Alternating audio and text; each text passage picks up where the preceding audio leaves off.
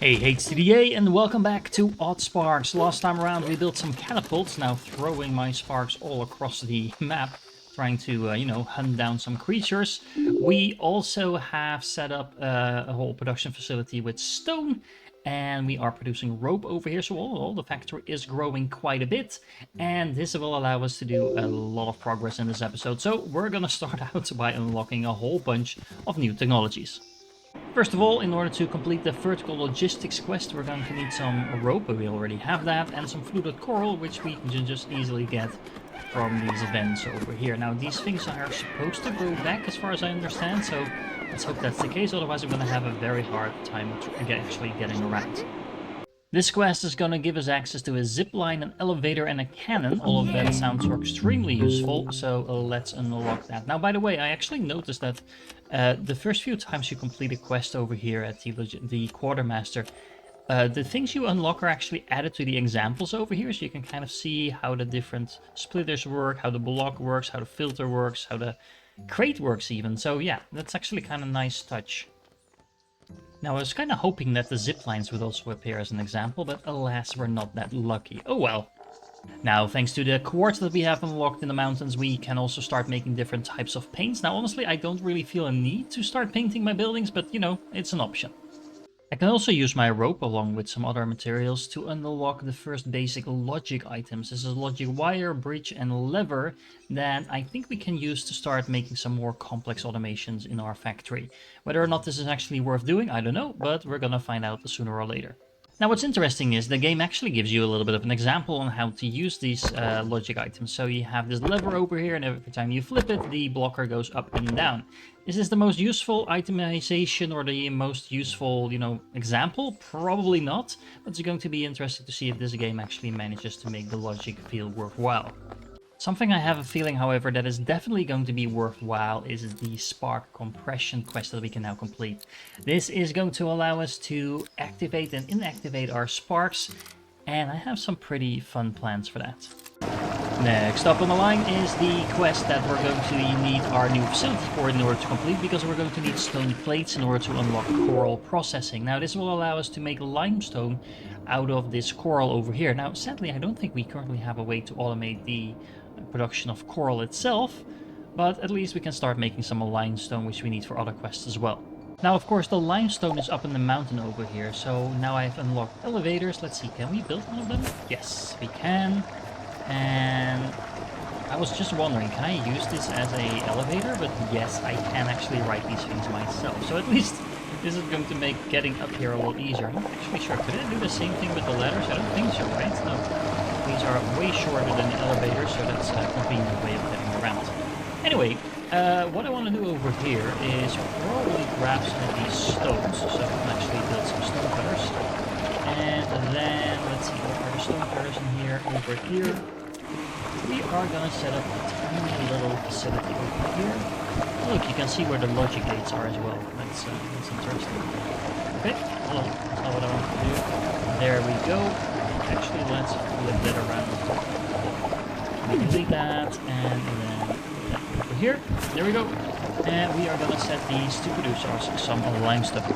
Limestone production is actually pretty decently fast. It's a bit of a weird ratio, so 4 coral into 3 limestone. But yeah, I farmed quite a bit of that, just destroying some of these trees over here, stuff like that. So we should be able to get this going pretty quickly. And there we go, we are starting to make some limestone. Now, while we wait for that, I have a couple of other things I need to do.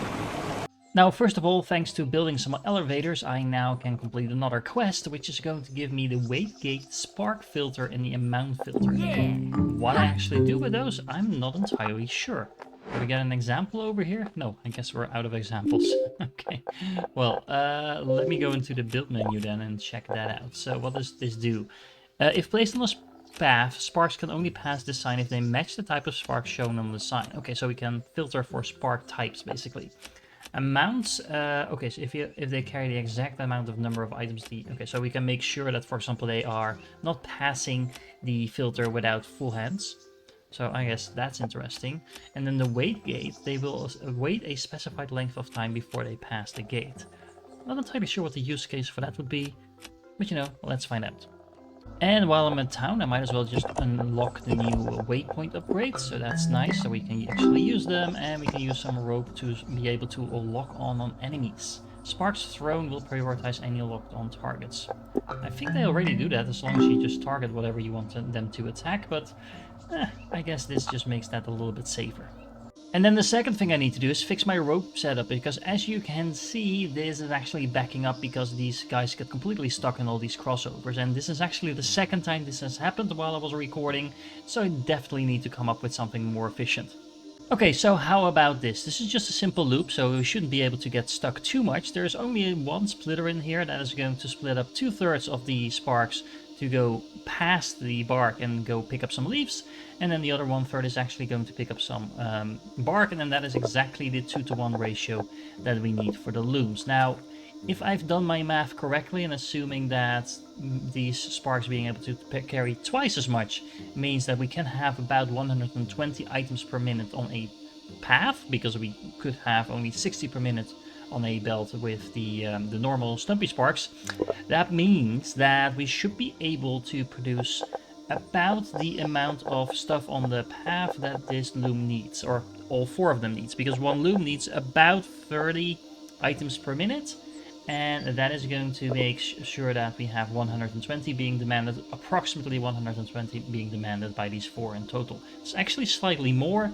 and I'm guessing that having different types of sparks and these splitters and stuff like that on the path is going to reduce the optimization a little bit, but yeah, all in all, I think this should work pretty decently.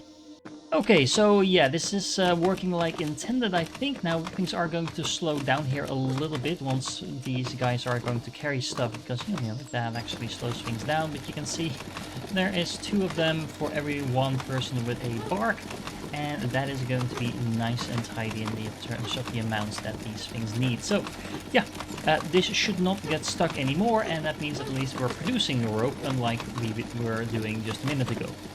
Anyway, that is fixed, and now we can start expanding our village a little bit further. So we have all the limestone available, and, well, we apparently are going to get the scientist in here. Difficult word. Language. Hard. Okay, so let's see. We go down here, I guess, this path, and then over here, and then let's put our little stumpies to work. Why can't I do that? There we go. My spacebar wasn't working for some reason. Nice, we are expanding the town quite nicely, and it looks like we have some more room for expansion over here as well. Okay, so the scientist is going to help us expand our logic tools a little bit further. So we have motion sensors, capacity sensors, a whole lot of stuff. Well, that's going to be interesting, but in order to unlock that, we're going to need to build ourselves some Scouty Sparks. And I have a feeling, I haven't actually checked yet, but yeah, we have quite a few other quests available now as well. So I'm picking up these new quests, and this sounds really interesting. So something you can build on your production line, and the items will find the villager it belongs to. So if I unlock this, I can have a delivery chest that's going to tie into the quest, so I don't have to run back and forth with those hundreds of items anymore. I was actually getting a little bit annoyed by that, and the game recognizes this and said, well, here you go, have a solution. So this is going to be a massive quality of life upgrade. Oh, and this is also interesting. The Divine Researcher is going to ask us to, you know, unlock some more sparks, but aside from this Scouty Spark that we already know that we need it, the other spark is the Hauling Spark. So this seems like an upgraded version of the Carrier Spark that we already have. I'm gonna get right on that, but before I do, I need to unlock Machine Range 4 so I can actually make Scouty and Hauling Sparks, and then on Tier 5 there's a very nice upgrade for my inventory, which is honestly sorely needed. Because as you can see, if you carry around a little bit of everything, well, your inventory starts filling up really quickly. So let's do that like this, and yeah, that is definitely going to make my life easier, especially when you start carrying around some stacks of sparks as well. So I'm kind of hoping I'm going to get some more of those infinite slots as well, because, you know, my inventory fills up really quickly. But at least getting these boxes unlocked is going to make my life a lot easier. So let's see, which one was that? That was this one. What do we need? We need some quartz and we need some pellets, and we have all of that. Alright, so that's all of these chests unlocked, and that's gonna make our life so much easier. Honestly, now it's kind of fun to start, you know, optimizing stuff for some of these quests, because as you can see, well, this is not the best example, but this one, for example, I need 200 pallets and 200 stone plates. That would take me probably a couple of trips back and forth, or I would need to empty my inventory. What I can do now is this. Would you look at that? This is kind of awesome, to be honest. I have a delivery chest over here that is receiving stone plates. I have another one over here that's receiving pebbles, and I assume as soon as this is kind of done, because there's no quest demanding this anymore, yeah, that will be it, and it will be done. Now, I actually don't know if this is going to stack indefinitely. I do think that's the case, because it looks like the same icon that is in my infinite slot over here as well. So, yeah, this is just going to make things so much easier. Oh, and remember me bitching just a couple of minutes ago that I was complaining about having to carry around so many different building materials? Well, I just got a new quest that is actually going to give me a supply chest, and if I understand how this works correctly, this is just gonna be a infinite source of building materials for me that I can access at a distance. At least that's what I'm hoping it is. The only problem is I need dowsing stones for that. I have no idea what those are, so we're gonna have to find that out by doing some more quests. Okay, turns out I'm not that smart, because the actual quest I'm trying to complete at the moment will give me the recipe for dowsing stone. So it's quartz, rope, and that is going to turn in something that I assume is going to be a dowsing stone. Now, what I don't know is what this is. So this is going to combine the stone slabs that we're already making with something else, and that's going to turn them into this. But we are making that from limestone in this. So yeah, we're going to have to do a little bit more optimization, I think, and a little bit more automation as well. Okay, so over here I have these stone cutters making coral into limestone, but I don't have an automated way of getting the coral up and running. However, on the other side of this little chasm, I have this entire forest that is exactly that. This is a whole bunch of coral just sitting here waiting for me to harvest it. Of course, I could just run around and harvest this by hand, which is what I've been doing mostly so far, but I figured why not use some of these spark throws to see if we can automate this. So first of all, I'm just gonna dump a whole bunch of these choppy sparks in here. No, I don't want to have the gathered items over here. There we go. And by throwing them around, they will start chopping this down. Now, this stuff will respawn automatically as well, but that's gonna take a while, and that's probably not fast enough for me in order to, you know, benefit really from auto farming it like this. Although, as you can see, it still works. So this is going to bring in a nice little trickle of coral just by doing this and setting it up like this. As a side note, I also wanted to try out what the cannon that we unlocked actually does. So let me just throw a couple of carriers, sparks on this. They should be picking up the coral that we gathered. Yep, there we go. And they are gonna put it, hopefully, into the cannon.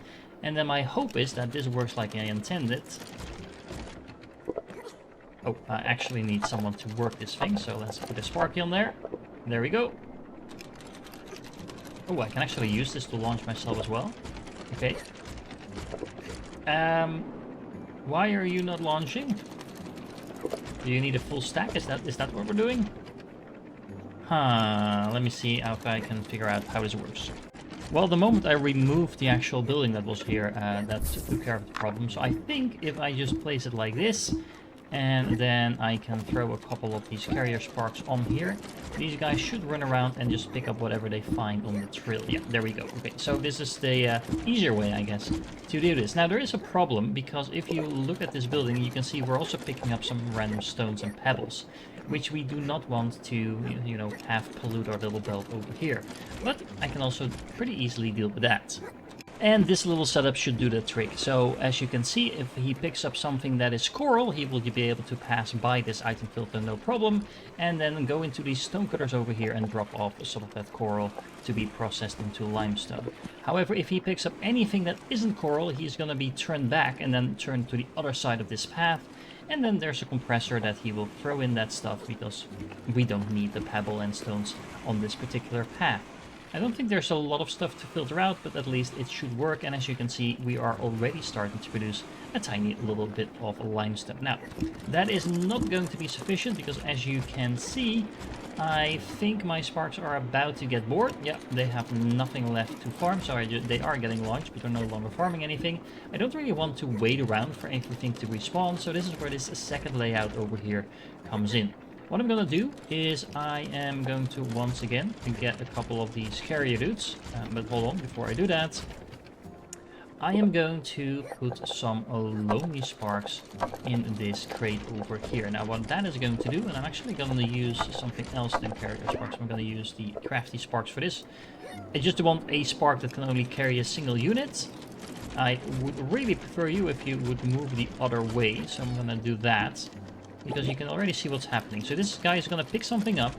But there's a lot of time gates here, and every time gate is set at 5 seconds, which is the maximum, so that's why there's so many of them.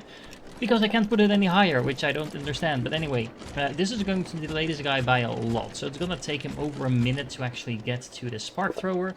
But once he does, what's going to happen is he is going to put that loamy spark in there, and, well, let me show you in a second. Okay, he's almost here, so he's gonna put that into the machine, and that's gonna launch it, and then hopefully, if this is working like I'm hoping it will, it's gonna burrow. And there we go, we suddenly have a whole bunch of new saplings. Now this guy is gonna make its way back and restart this route. And by the time he gets back, this entire forest should have been cut down and be replanted again by the next Loki. Now this is going to repeat for another 28 times. Like I said, this is not a complete automation because of course these Lofi things are gonna run out, but it's at least gonna speed up the respawn rate of this particular forest and speed things up by doing exactly that. Now, was building all of this in order to automate, well, semi-automate the production of limestone worth it? I don't know, but it was definitely fun. Something it did tell me, however, is that the box doesn't just stop when the quest is completed, it just keeps going until the box is full, apparently. Oh well. At least is semi-automation of the quest completion. Which means I can pop back to the sisters and complete my quest without ever having delivered anything to them. And that also means we now have the dowsing stone unlocked along with some other recipes. Now, that's going to be amazing. What is the next quest you're going to give me? A drill. That sounds quite interesting. What's that going to do? It's going to give me unlimited limestone. Okay. So I just automated the limestone for nothing. Well, it was a fun effort to do that anyway. Anyway, we'll get to that in a moment because I really want my supply chest because, yeah, that's just gonna be awesome. Okay, so in order to make dowsing stones, I need a stone workshop, I need quartz, and I need rope. So I have my rope facility over here, so let me actually go and delete this compressor because we won't need it for a moment. I am gonna put my stone workshop here. Don't worry, this is only temporary. I know it is very ugly, at least for those of you that are, like me, a little bit inclined to make things look nice. And then we're gonna put a crate here, and I'm just gonna put a whole bunch of quartz in here. Now, that is also going to require, of course... Oh, hold on. I need one of those carry sparks. There we go. I'm just gonna put that over here, and then we are gonna need some of those crafty sparks to go in here. And there we go, we are gonna be producing dowsing stones. Now, the interesting thing is, it's actually gonna produce 3 stones for each quartz and rope. So that's a pretty decent ratio, to be fair. That also means that I am obviously going to need a crate, and I run out of materials. Now, remember why we're doing this? Yeah. Okay, there we go. This is going to produce a whole bunch of dowsing stones. Now, I'm also going to need etheric clumps, and those are the rare materials we get from killing creatures. So I guess we're gonna have to go hunting because I transformed all of those into ether. So I have exactly 0 of them. Well, I actually wanted to check out my spinning farm over here and look at the amount of materials that are in these boxes. That's actually pretty insane. This is working a lot better than I was expecting it to, and these guys are just throwing with the stumpy sparks. So making sure you land in a good position is apparently a very efficient way to farm all this stuff. However, not the stuff we need. Okay, I did a little bit of farming. I have my clumps. Now, I actually don't know what I will need to build these things, so let me check that out. Supply chests are magical storage containers for you. When you build something, the supply chest will provide you with stored items to help pay for it. Yes, yes, yes. Okay, I am a little bit too excited about this, probably. What was I gonna look up? Oh, right. What do I need to actually build one of those things? That is kind of important. So, the supply chest. Yeah, I was a little bit afraid of that. So, we actually need more of those etheric clumps to build them. Now, what I kind of want to do is set one of these chests up maybe for every single item that we can produce, or at least most of them. But that's gonna be quite a bit of farming. Oh well. Okay, took a little bit of farming, but I now have a supply chest at not every single one of my resource production centers, but most of them. As you can see, if you now hover over the production area, or the building area I should say, you can see that there's this blue plus sign with a number behind it, and that is how much stuff is actually in the box waiting for you. Now this is of course not an infinite amount of material, so if I start building a lot of stuff really fast, it will run out, but it will replenish itself because it's near an active production line. So that will make it a lot easier to pretty much just build whatever I want without having to carry around a lot of stuff. And it also means that I can use my inventory to just pick up things that I find laying around, or that I can then use to actually carry around more of those sparks, because we're getting quite a few different ones for them at this point in the game. Okay, with that out of the way, I think the next two quests that I want to complete are the limestone harvesting and quartz harvesting quests that both need just stone plates and path tiles, and this one needs pebbles and path tiles. That's just gonna make it my automated production so much easier, because I don't have to rely on, you know, my makeshift facility over here that has been doing a pretty good job at least getting me a stockpile of limestone, but, you know, getting it from a infinite source is definitely a lot easier. And a simple setup like this should do the trick. So I have a stone workshop over here that's combining the pebbles and limestone into path tiles. Now I definitely want to start collecting these in the supply chest as well, but for the moment I'm just going to have them delivered to the Mason sisters via one of those chests. And just to be prepared for the future, I also made a stone workshop over here that's going to combine path tiles and stone plates to make stone wheels. Now all of this is set up in such a way that first of all my supply chest is going to get filled with plates, for example, and then any remaining items are going to go into the stone workshop. That is to avoid that whenever I use my plates, for whatever reason it takes forever for this chest to fill up. So always your supply chest should be filled up first if you want to actually actively make use of that, and then everything else in your production center. Similarly, like here, I have done the same thing with the pebbles. The supply chest is over here. The pebbles are then going to go into the workshop. If there's any remains left, they're going to go in a compressor. Speaking of which, I don't think I set up a compressor for the plates yet, did I? Nope, I did not. And of course, with those path tiles coming in, the first quest I'm going to complete is the limestone harvesting, so I don't have to rely on the other setup anymore. It's also interesting, you can make stone out of limestone as well. That seems to be a very inefficient way of doing things, but you know, it's in a recipe we have, I suppose. But more importantly, we can have the drill making limestone instead. Now, looking at the map, I think we have quite a few of those big stones around. So we have actually one fairly close to where our current setup is. So I'm gonna connect those up so we have the same thing automated. We actually have an ancient waypoint right there in the middle, which is really convenient. And it looks like we have some building materials, or sorry, building places there for ancient sites as well. Now these are larger ones than the ones we have in our forest area, so that's interesting. Speaking of which, I can actually just build waypoints myself now as well, but you still need to fuel them, which honestly it requires a fair amount of fuel, so that's a little bit annoying, but it is what it is. We'll have to deal with that. So let me start by freeing up the area around this giant tree so we can build one of those loggers over here so we can have some infinite fuel coming in. Yeah, a couple of sparks in there, and there we go. And then I'm gonna supply that to the ancient waypoint so we have a very easy way to get around. And there we go, a little lift over here to make sure that we are supplying things up until this platform. Now, if this lift gets full, the guys will turn around, but they will get turned around again if they're still carrying things, just to keep things a little bit efficient. And similarly, I have an item filter over here to make sure that whatever carrier spark is not carrying anything will just get stuck here until there is something to carry. So all in all, that should be pretty efficient. Well, actually, by the looks of it, I need another one of those filters over here. So yeah, let me set it up. Okay, and another filter will make sure that whenever someone is still carrying stuff, they will get stuck in here until it's actually delivered. So, okay, that means we now have an ancient waypoint that should get infinite amount of fuels.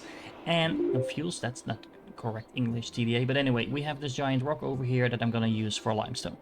Nothing too fancy here, of course, but it's really nice to see this limestone just now being auto-produced rather than having to do it the complicated way. So, you know, the game does get out of your way and doesn't force you to do the complicated stuff over and over again after you have done that initially. So, I kind of appreciate that. Meanwhile, I also got some more path tiles, so we can now unlock the quartz harvesting. And it also means that I can now replace my Mason Sisters chest with a supply chest, and that means that, if I'm not mistaken, let me see, where is it? we can start building some new types of paths. Yeah, so we have stone paths, and that should allow... Let's see, can I just replace those? There we go. Oh, okay, yeah, those paths are way faster than my old ones. So that means I can increase the output on my paths by a lot. Now, this path doesn't actually need it, so this is probably a bit wasteful. I'm actually wondering, do I get my materials back? Yes, I do. Okay. Anyway, but especially for longer distance routes, that's going to be massively useful. However, most importantly for long routes, I now have a monorail quest available to me that I can actually complete, because we are making stone wheels, ropes, and stone plates, so all we have to do is go and deliver this quest. Now, how does this work? We have a locomotive, a cargo wagon, a big cargo wagon, okay, a train stop, a wagon loader, a train pole. I guess this is where the monorail runs on, and then train tracks. Okay then, well, this is going to be interesting. Okay, so let me see, what do I actually need to build this stuff? We need some train tracks and wagon loaders, obviously, so these are the places where we un and offload, I guess, the actual trains. This is where it stops, so this is kind of satisfactory style, I guess. And then the train vehicles, what do they cost? Just some wheels. Actually, these things are not all that expensive, which I really like. There's one problem, though. I'm not making dowsing stones anymore because I haven't automated that. And I might actually want to automate some other stuff as well, because I'm also not making fertilizer automated, I think. And if I'm not mistaken, let me double check. We need that. Yeah, we need quite a bit of that for our village expansion quest. So let's get on that. Okay, I have to say, these are the most adorable creatures ever. Oh, also the most angry creatures ever. Can I actually kill that? I'm not sure. Hold on, get back here. Oh, they are shooting at range? Okay, let's ignore those for the moment. Fertilizer is, of course, very simple. All I need to do is actually set up another cutter for some, or a logger, I should say, for some of these leaves, and then put them into a cutter, and there we go. Now, I'm actually using these upgraded paths because, I don't know, why not? I mean, I have a non-stop production of these tiles, and as you can see, this is way faster than anything I've been doing so far. The dowsing stones are actually kind of annoying because I need rope and I need quartz, and for some reason there seems to be no place on my map where the trees and the giant rocks that I need for both the base materials are somewhat close together. As you can see, even though I have some trees spawning on the edges of my foresty area, there's no of these giant rocks in that place, while all the giant rocks are, you know, as far as you can possibly get away from these trees. I'm not sure if I'm just going unlucky with my map generation, because this is a randomly generated map, or, you know, if that's actually intentional, so you're kind of forced to use the long-range stuff. However, the good news is I actually do have some dowsing stone from the temporary production center I set up over here, quite a bit actually, so we can use that and start building some monorails. And then what am I going to do? I actually think I'm just going to use this giant rock. This is not the longest distance ever, but I can make a little of a monorail from over here to this giant rock and test it out. Okay, let's see if we can figure out how this works, because this looks a little bit more complicated than average. So this thing is huge, first of all, but it also has inputs and outputs for logics, and that is actually interesting. I'm not sure if we're gonna use that. So right now it's on stop mode or not. So if I put it on stop mode, trains will not leave the train stop. That is not what we want. Train stop settings, we can put it to timer mode, loading mode, stop every train leaves when its wagons are full. Well, that seems like an interesting way of doing it, although in that case you do want to make sure you have actually enough stuff coming in, because otherwise it'll just sit there for a very long time. Unloading mode, yeah, that kind of makes sense, just make sure that you unload everything you have. Okay, so, and then we have a timer mode, train leaves after waiting for a certain amount of seconds, which can go all the way up to 30 or default 10. Okay. Live train capacity, lifetime before departure. All of that is actually really interesting. I really like the design of this, to be fair. This seems like it is pretty sophisticated out of the gate. That's important.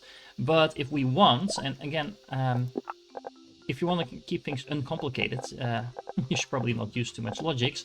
But we can use all of this stuff if we want to. Now, as you can see, there's a lot more logic stuff to unlock that I haven't actually unlocked. I have a couple of quests for that. But for the moment, let's just see how it works right out of the box. First, let's make some room over here so I can actually build the station. Then let's reorganize this a little bit, and we might as well start using the upgraded paths while we have access to them. And then the real question is, how do these trains actually work? So let me test that out.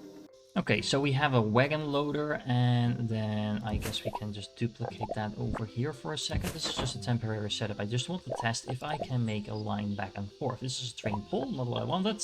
I need a train track. Oh, hold on. That's not gonna work. Hold on, train tracks. A single train pull can only be handled up to 3 connections. One at the front, one at the back, and one to the side. Okay, so we can make multi-directional tracks then, apparently. Hold on, let me read more about this. Junction basics. So we can make junctions, so that's kind of cool. We can make signals on that. We can have logic. We're gonna have to deal with that somehow. But what I'm really curious about is how I can actually connect my stuff. Hold on.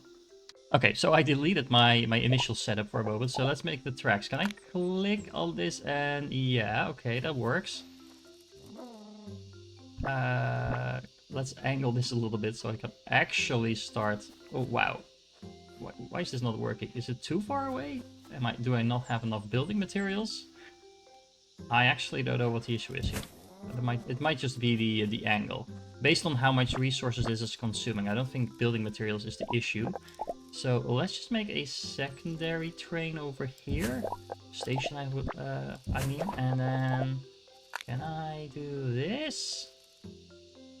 No, that would have been way too easy. Okay. Like this. Okay, I need more room to actually set this up. Okay then, there we go. So this should work for the moment. And then we need a locomotive that I guess we just place on here. And then we have a big cargo wagon and a small cargo wagon. Okay, hold on. You just built your first locomotive. It needs fuel. Oh, really? And a driver. When it's fueled, you can have a spark drive it forward or manually drive it with the... Okay, so manually driving is not what I want to do, but we can at least have the sparks drive it. How do I fuel this? I don't know. We'll just manually drive it for the test run, and then we'll figure it out as we go along. So we have a big cargo wagon with a big single slot that can... okay, so this is just... If you want to have a lot of one thing, I guess. And then the cargo wagon is made for carrying different items. So let's place that down. Let me actually check this out. So this has one of those larger slots that has 10 times the capacity of a normal slot. Okay. And then let's check out the other one. The cargo wagon, I assume, we can actually place it in front of the locomotive as well. That is actually interesting because that means we can push things as well. This has 6 slots for different items. So the large one, which is actually the same size, but this one will have more capacity as long as we're just transporting one thing. I guess now the real question is, I can click on this and drive it. How do I drive it? It's not moving.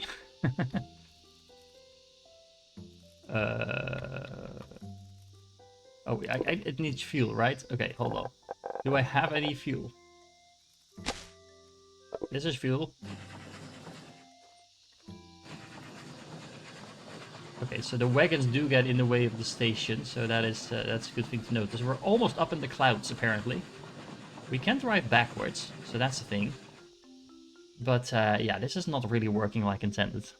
Okay, so lessons were learned. First of all, I had a feeling the trains were going to drive through the station like this, but in fact they're going through the station like that. So that's why my train wasn't going in, because you have to build it like this. And the signs you see when you're building this is the in and output ports for the fuel.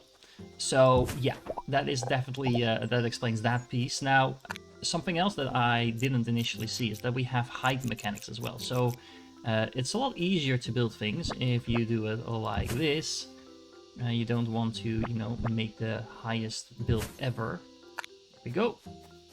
And then if we keep doing it like this, I don't know if the trees are gonna get in the way. They are, apparently. It's just a bit of a shame. But there we go. Now we have a nice little circle track, and that means this is kind of how we have to build things. So we do need to have the trains to travel in a circle, because otherwise, you know, they won't actually be able to do their thing, or the whole thing with the train stops and the wagon loaders is going to be annoying. We have to set it up something like this. So that means if I want to have my stuff going from my row production over here, we kind of have to build a little circle, something like that, I guess, over here. Probably making sure we avoid this area, because this is where we potentially want to build a base. So something like this. I made a nice little square over here, and I have a train stop and a train start here. Now, honestly, I could have just done this with a normal path, but you know, I want to try my trains. Now, the real question is, how do we on and offload this efficiently? So this has 3 spots for things to come on, but I don't think I want to do it just with a path going past here, because as you can see, these guys have to run back and forth quite a while, and we don't want this train to sit here for longer than it needs to. So, let me think about this. Okay, so how about something like this? So these guys are carrying in the rope, these are going to be collected in these crates, and then these guys are going to put it right onto the wagon as soon as it arrives. So this is a triple loading station, I guess, to make use of all the inputs, and this is a buffer to make sure that we don't have to run all the way back and forth once the train arrives. Now this throughput is way higher than it probably needs to be, but it's nice to kind of test out how this works. Now this line over here, this is supposed to be for the fuel. I only have a couple of dudes in here because I don't think I need that much fuel. The real question is, however, where am I going to get my fuel? I'm making the fertilizer over here, and we have some leaves to spare, so I'm just going to do that with a normal path. Alrighty, this looks pretty clean, and that means that once these guys deliver some of those leaves over here, these guys will make sure, hopefully, that this locomotive is going to be fueled.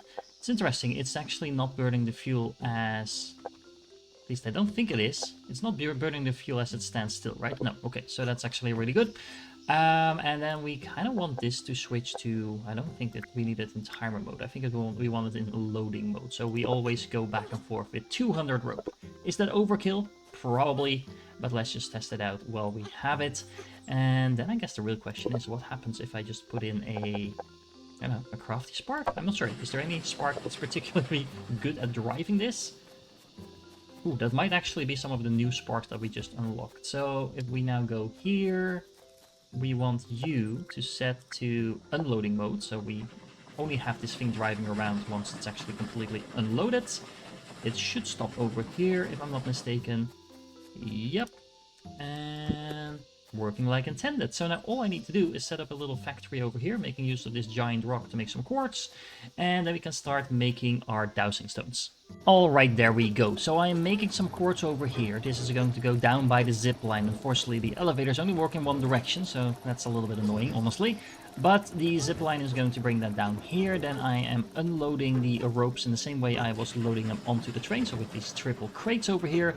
And then this route with this splitter makes sure that half of my sparks are going to pick up quartz, other half are going to pick up a rope. And as you can see, sometimes I have a little bit too much material on my hands, so this is where the compressor comes in to make sure they have a dumping spot to kind of replenish themselves. This should, in theory, make sure that I'm always bringing in some new resources, and whatever resource is the most overflowing should be the one going into the compressor. There is a tiny chance this still backs up at some point and kind of gets into a jam, but I think it should be running pretty much unimpeded. And then I have 4 of these stone workshops making dowsing stones. Is that way too much? Probably, but at least that means I have a supply chest full. I also have a little bit of backup, and then whatever else I'm not needing is gonna go into the compressor to get recycled and get myself some more ether residue.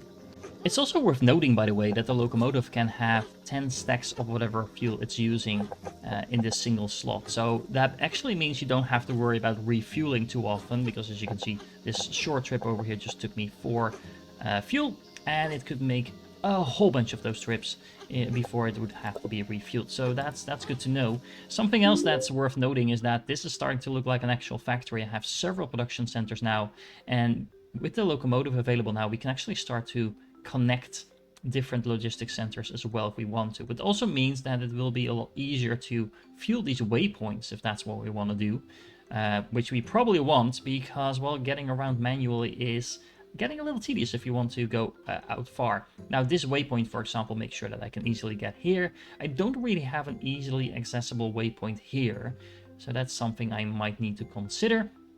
But either way, one way or another, we're gonna have to deal with all of this, and it should be just fine. Next time, we are gonna unlock a whole bunch of new stuff, because I now have a lot of new resources available that I need for my quests, for my unlocks and my monument, but that will have to wait until next time, because I have a feeling that we are about to scale things up quite a bit. It's gonna be fun, but it's also gonna be in the next episode. If you're still here, you're awesome, and I do hope to catch you in the next one.